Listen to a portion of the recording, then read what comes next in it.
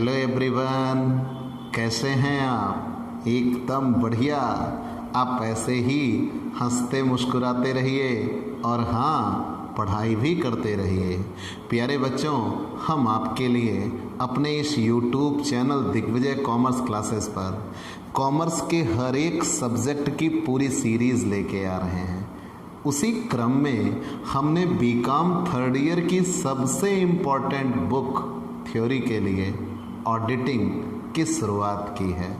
अंकेक्षण, हाँ जी, वही अंकेक्षण जो आपके कॉमर्स की पढ़ाई का सबसे बड़ा मकसद है।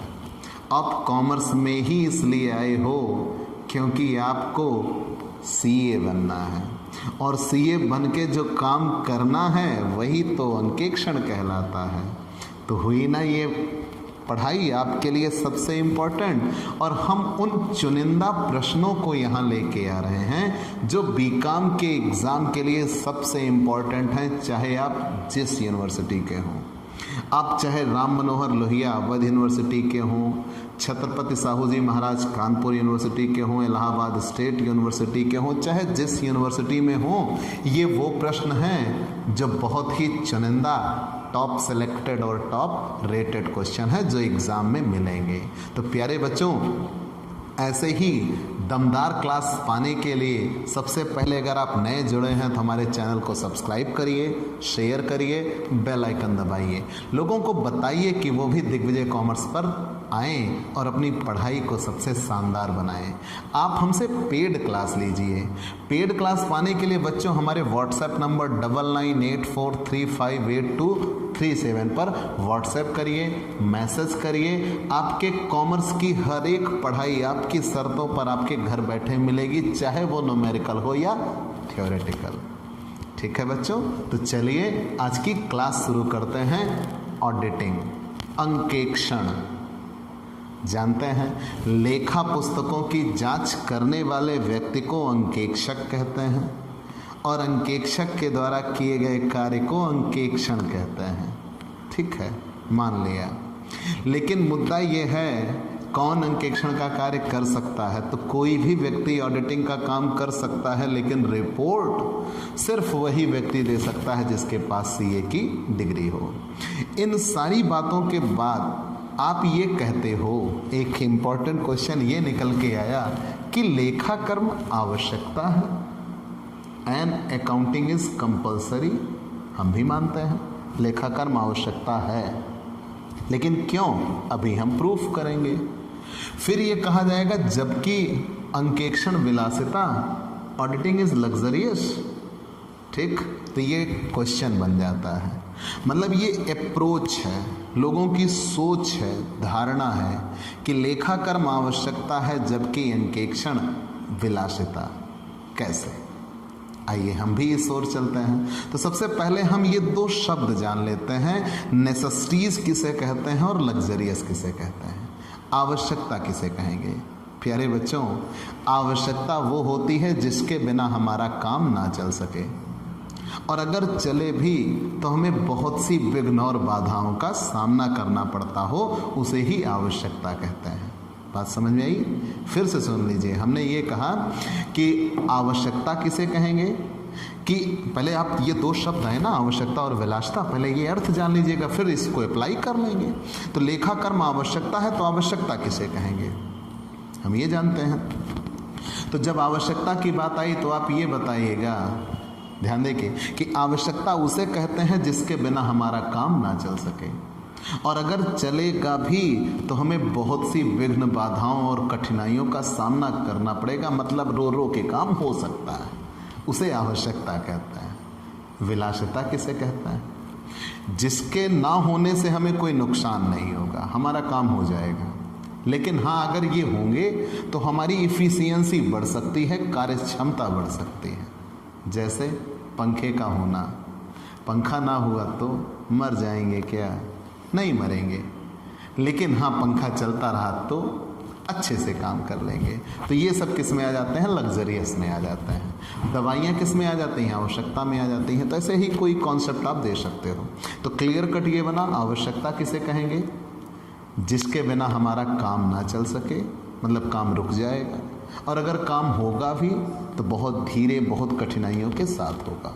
उसे आवश्यकता कहते हैं। विलासिता किसे कहते हैं? जिसके बिना हमारा काम आसानी से चल सकता है। हाँ, अगर वो हुए तो थोड़ा आसानी हो जाएगी, कार्य क्षमता बढ़ जाएगी, उसे विलासिता कहते हैं। अब मुद्दा ये बना, लेखा कर्म आवश्यकता क्यों?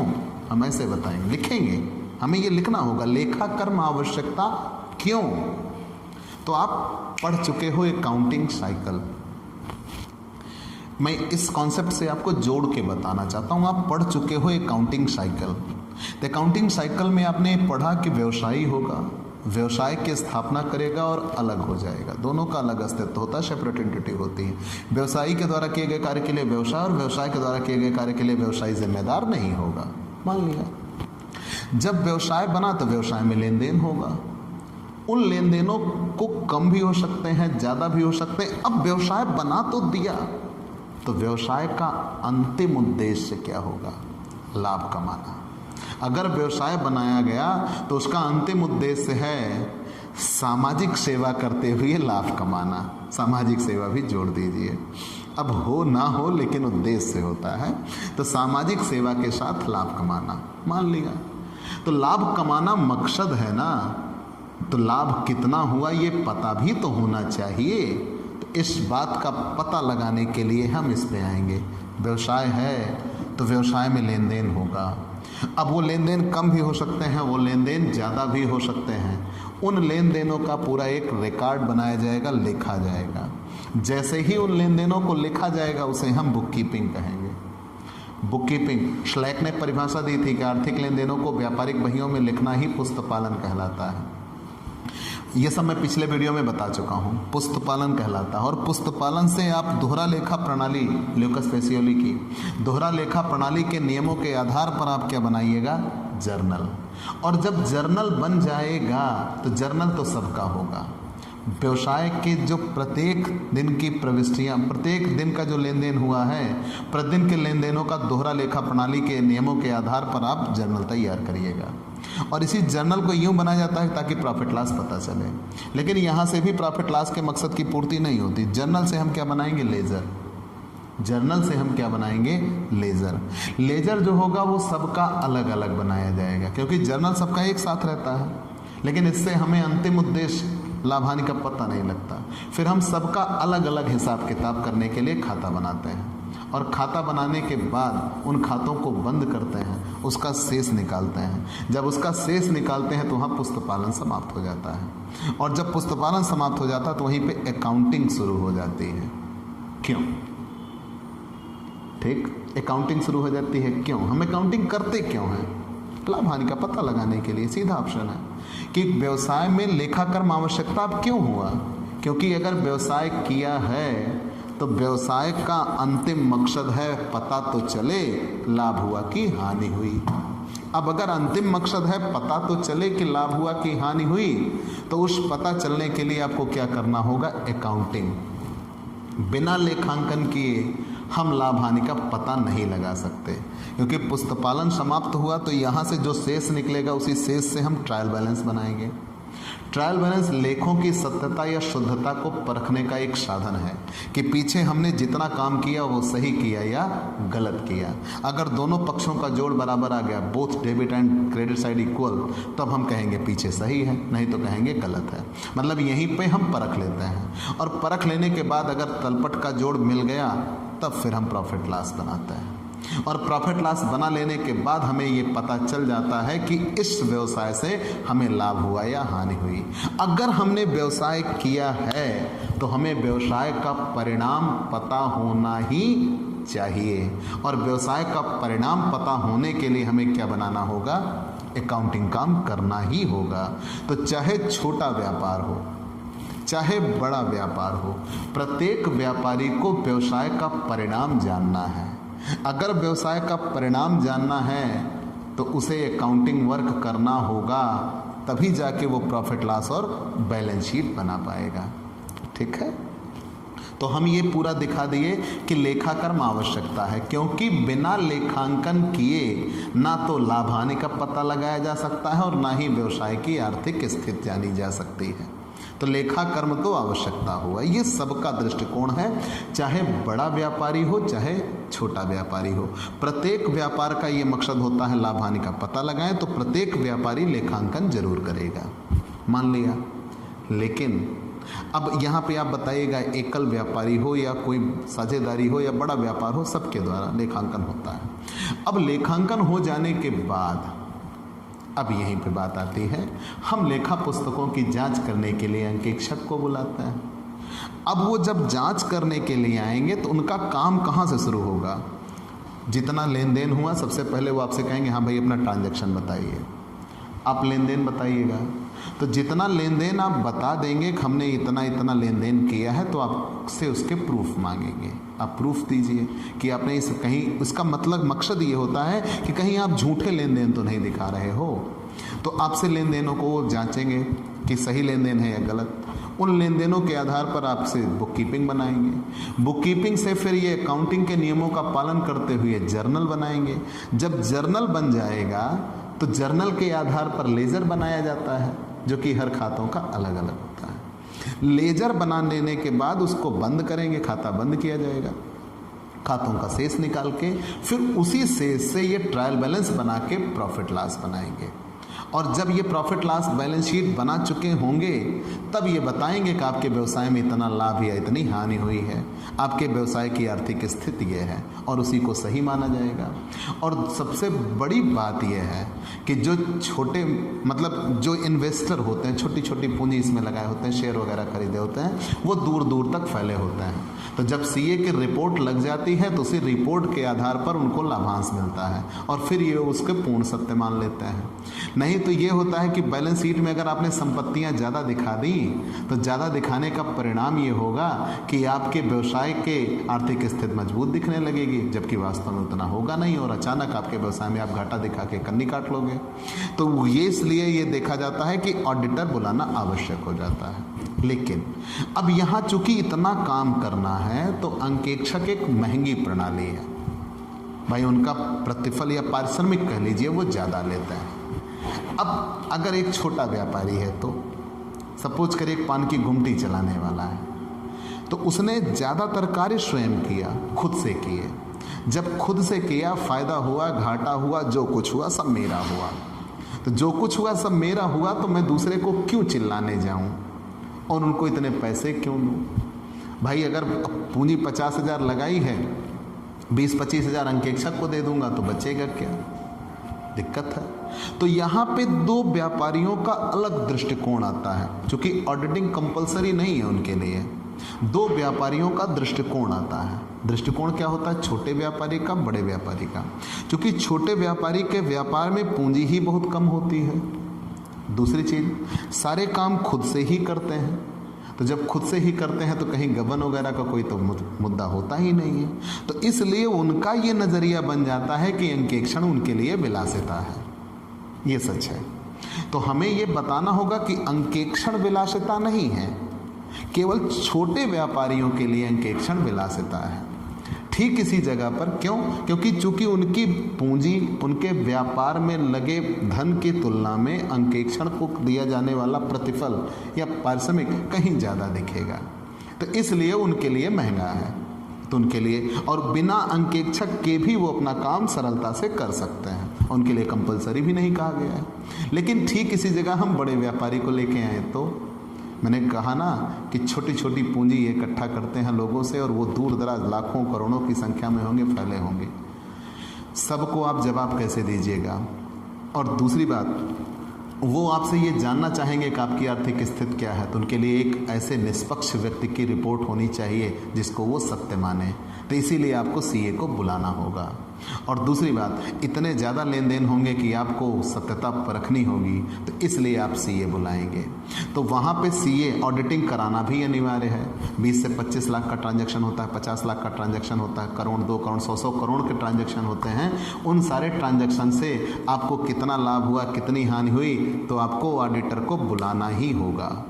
उस तुलना में ऑडिटर को दिया जाने वाला पारिश्रमिक कम होगा, तो उनके लिए ऑडिटिंग भी आवश्यक है।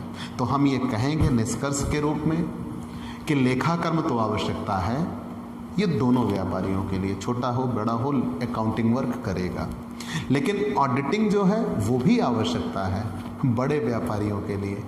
सारे व्यापार में ये कहा गया है कि अगर आपकी सेल इतनी होती है तो आपको ऑडिटिंग कराना होगा, ठीक है।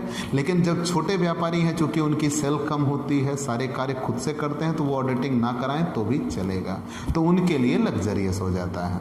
लेकिन अगर हम गुणों को देखें तो दोनों आवश्यकता है, बस वहाँ अप्रोच बदल जाता है। तो छोटे व्यापारी का दृष्टिकोण ये हो जाएगा कि उसके लिए अंकेक्षण विलासिता दिखेगा, लेकिन बड़े व्यापारी के लिए अंकेक्षण भी आवश्यकता होगा, ठीक। तो आपको ये क्लास कैसी लग रही हमें ज़रूर बताइएगा। आप हमसे पेड क्लास लेना सुनिश्चित करिए। पेड क्लास पाने के लिए आप हमारे व्हाट्सएप नंबर 9984358237 पर व्हाट्सएप करिए, मैसेज करिए, आपको पेड क्लास की पूरी जानकारी दे दी जाएगी, ठीक बच्चों। और आप अगर नए जुड़े हैं तो सबसे पहले हमारे चैनल को सब्सक्राइब करिए, शेयर करिए, बेल आइकन दबाइए। प्यारे बच्चों, ये वो क्वेश्चन हैं जो आपको एग्ज़ाम में ज़रूर मिलेंगे, तो आप इन्हें बनाइएगा कैसे। तो आप इसको लिखने का तरीका ही है, लेखाकर्म आवश्यकता है, तो आप इतना लिखिएगा कि हाँ अकाउंटिंग आवश्यकता क्यों, लेखाकर्म आवश्यकता क्यों, आपने उसको बता दिया, मैंने भी समझाया आपको। फिर आप बताइएगा अंकेक्षण विलासिता है तो क्यों, तो वहाँ पे दो व्यापारियों का दृष्टिकोण दिखाइएगा, छोटे व्यापारी का दृष्टिकोण, बड़े व्यापारी का दृष्टिकोण। जब आप छोटे व्यापारी के दृष्टिकोण में दिखाइएगा, सेल कम होगी, पूंजी कम होगी, अंकेक्षण का पारिश्रमिक ज़्यादा होगा, तो इन कार्य में असुविधा भी होंगे। इन सारी बातों के मद्देनज़र, और अंकेक्षण कराना आवश्यकता भी नहीं है, तो इन सारी बातों के मद्देनज़र उनको अंकेक्षण क्या लगेगा, विलासिता लगेगा। लेकिन जब बड़े व्यापारियों का दृष्टिकोण आप दिखाइएगा, पूंजी ज़्यादा होगी, लोग ज़्यादा होंगे, जिम्मेदारियाँ ज़्यादा होंगी, उनको ये बताना होगा कि कितना लाभ हुआ, कितना हानि हुई। अगर किसी से कहीं लोन वगैरह लेना है तो व्यक्तिगत गुडविल पर नहीं मिलेगा, एक जो हमारे पास डॉक्यूमेंट्स होंगे उसके आधार पर लगेगा, हमारे आर्थिक स्थिति के आधार पर लगेगा, तो हमें बैलेंस शीट भी प्रूफ चाहिए। तो ये क्योंकि ऐसा कहीं हो सकता है कि कोई व्यक्ति अपनी बैलेंस शीट झूठी बनाया हो, तो क्या प्रूफ है, किसने देखा है कि आपके पास इतनी संपत्तियां हैं। तो सीए का काम ये होता है कि आपकी जो बैलेंस शीट है उस बैलेंस शीट को वो पहले वेरीफाइड करते हैं कि हाँ वास्तव में आपने जितने संपत्तियां बताई उतनी आपके पास हैं या नहीं है। कहीं ऐसा तो नहीं कोई संपत्ति आपने खरीदी थी वो नष्ट हो गई, आप अभी भी उसको दिखा रहे हैं। तो पहले सत्यापन करते हैं, सत्यापन हो जाने के बाद वो मूल्यांकन करते हैं कि अगर आपने ये संपत्ति दिखाई है तो वास्तविकता में ये कितने की है, और मूल्यांकन हो जाने के बाद तब फिर उस पे आ जाएगा दृष्टिकोण। कहीं ऐसा भी है कि इनके द्वारा बताई गई रिपोर्ट के आधार पर ही कंपनी को लोन आदि मिलता है, और जो अन्य अंशधारी वगैरह हैं वो उसके आधार पर ही कंपनी की आर्थिक स्थिति का उन्हें पता चलता है। तो इसलिए वहाँ पे आप बताइएगा बड़े व्यापारियों के लिए अंकेक्षण भी आवश्यकता है, और अब तो गवर्नमेंट द्वारा अनिवार्य भी कर दिया गया है कि ऑडिटिंग कराना अनिवार्य है। तो अगर ये चीज़ें निकल के आई हैं बड़े व्यापारियों के लिए, तो वहाँ पे आप बताइएगा कि लेखाकर्म आवश्यकता है दोनों व्यापारियों के लिए, अंकेक्षण भी आवश्यकता है बड़े व्यापारी के लिए, लेकिन छोटे व्यापारी का जो नज़रिया है उसके लिए वो क्या बन जाएगा, विलासिता बन जाएगा, ठीक। तो आपको ये क्लास कैसी लगी हमें ज़रूर बताइएगा, लाइक और कमेंट का इंतज़ार रहेगा। और हाँ प्लीज़ हमारे चैनल को सब्सक्राइब करिए, शेयर करिए, बेल आइकन दबाइए और हमसे पेड क्लास लीजिए, ठीक बच्चों। तो चलते हैं दोस्तों, बाय बाय दोस्तों।